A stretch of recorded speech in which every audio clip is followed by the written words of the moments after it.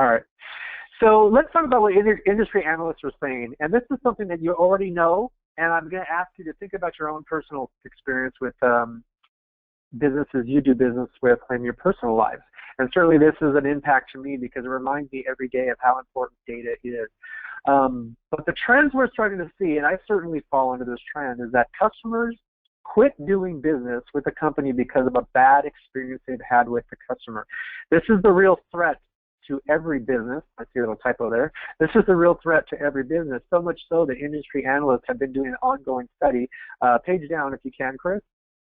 In 2007, a whopping 59%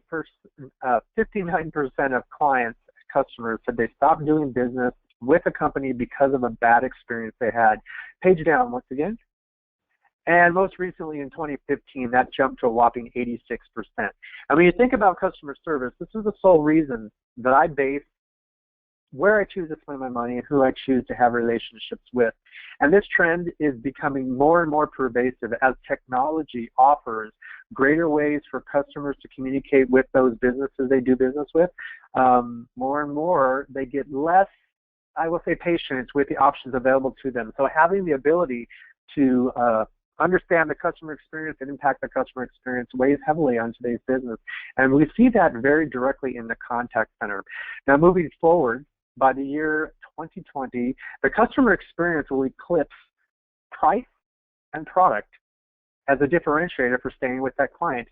In other words, if you want to maintain loyalty with your customers, the customer experience will absolutely have a major impact on what your customer will walk away with in terms of loyalty. In a nutshell, I have no problem dropping my account with a business if I'm not getting adequate service.